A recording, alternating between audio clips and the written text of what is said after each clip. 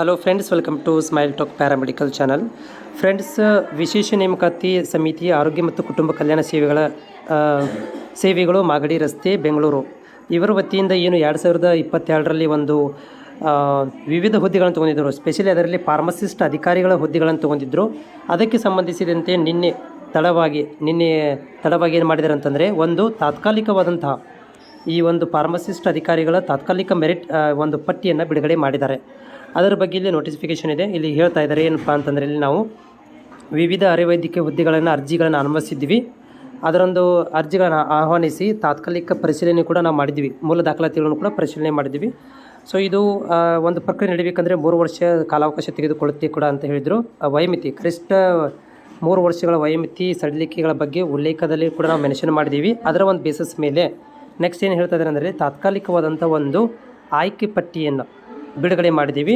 So ಅದು ಏನಪ್ಪ ಅಂತಂದರೆ, ಆಯ್ಕೆ ಪಟ್ಟಿಯನ್ನು ನೀವು ಆಕ್ಷೇಪಣೆಗಳಿದ್ದಲ್ಲಿ ಏನಾದರೂ ಅದರಲ್ಲಿ ಏನಾದರೂ ಆಕ್ಷೇಪಣೆಗಳಿದ್ದಲ್ಲಿ 21/4/2025 ಸಂಜೆ 5 ಗಂಟೆ ಒಳಗಡೆ ಸದಸ್ಯ ಕಾರ್ಯದರ್ಶಿಗಳು ವಿಶೇಷ ನೇಮಕಾತಿ ಸಮಿತಿ ಒಂದು ಕುಟುಂಬ ಮತ್ತು ಆರೋಗ್ಯ ಕಲ್ಯಾಣಗಳ ಸೇವೆ ಮಾಗಡಿ ರಸ್ತೆ ಬೆಂಗಳೂರು ಇಲ್ಲಿ ಬಂದು ನೀವು ಅರ್ಜಿ ಏನು ಕೊಡ್ಬೋದು, ಖುದ್ದಾಗಿ ಬರ್ಬೋದು ಅಥವಾ ನೋಂದಣಿ ಅಂಚೆಯೊಂದಿಗೆ ಕೂಡ ನೀವು ಬಂದು ಏನು ಮಾಡ್ಬೋದು, ಮಾಹಿತಿಯನ್ನು ಕೊಡ್ಬೋದು. ಅಂದರೆ ನಿಮ್ಮಲ್ಲಿ ಅಬ್ಜೆಕ್ಷನ್ ಇದ್ದರೆ, ಯಾಕಂದರೆ ಇವಾಗ ಬಿಟ್ಟಿರುವಂಥದ್ದು ತಾತ್ಕಾಲಿಕವಾದಂಥ ಮೆರಿಟ್ ಪಟ್ಟಿ, ನಿಮ್ಮಲ್ಲಿ ಏನಾದರೂ ಅಬ್ಜೆಕ್ಷನ್ ಇದ್ದರೆ ನೀವೇನು ಮಾಡ್ಬೋದು ಅಂತಂದರೆ ಇಲ್ಲಿ ಹಾಕ್ಬೋದು ಅಂತ ಹೇಳಿದ್ದಾರೆ. ಈ ತಾತ್ಕಾಲಿಕ ಪಟ್ಟಿ ಬಿಡುಗಡೆ ಮಾಡಿರುವಂಥದ್ದು ಇಲ್ಲಿ ನೋಡ್ತಿದ್ರಿ, ಕಲ್ಯಾಣ ಕರ್ನಾಟಕ ಸ್ಥಳೀಯ ವೃಂದ ಅಂತ ಇದೆ.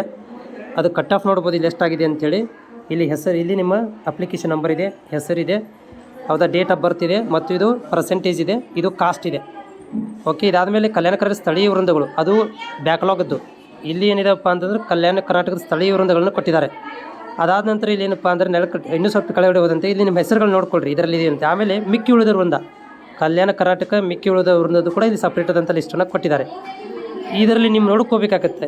ಇಲ್ಲಿ ನೋಡಿಕೊಂಡು ನಿಮ್ಮ ಏನಾದರೂ ಅಬ್ಜೆಕ್ಷನ್ ಇದ್ದರೆ ನೀವೇನು ಮಾಡ್ಬೋದು ಅಂತಂದರೆ, ಇಲ್ಲಿ ಅಬ್ಜೆಕ್ಷನ್ ಹಾಕ್ಬೋದು. 21ನೇ ತಾರೀಕು ತನಕ ಟೈಮನ್ನು ಕೊಟ್ಟಿದ್ದಾರೆ, ಅಬ್ಜೆಕ್ಷನ್ ಹಾಕ್ಬೋದು ಅಂಥೇಳಿ. ಆಮೇಲೆ ಅದಕ್ಕೆ ಸಂಬಂಧಪಟ್ಟಂಥ ಎಲ್ಲ ದಾಖಲಾತಿಗಳನ್ನು ಏನು ಮಾಡಬೇಕು, ಅಟ್ಯಾಚ್ ಮಾಡಬೇಕು ಕೂಡ ಅಂತ ಇವರು ಹೇಳಿದ್ದಾರೆ. ಯಾರೆಲ್ಲ ಅಭ್ಯರ್ಥಿಗಳು ಇದರಲ್ಲಿ ನಿಮ್ಮ ಹೆಸರುಗಳನ್ನು ನೋಡ್ಕೊಳ್ರಿ. ಯಾರಾದರೂ ಹೆಸರು ಬಂದಿದ್ರೆ ಇಲ್ಲಿ ಆಲ್ ದ ಬೆಸ್ಟ್. ಮತ್ತು ಜೊತೆಗೆ ಇಲ್ಲಿ ನೋಡ್ಬೋದು ಕಟ್ ಆಫ್ ಪರ್ಸೆಂಟೇಜ್.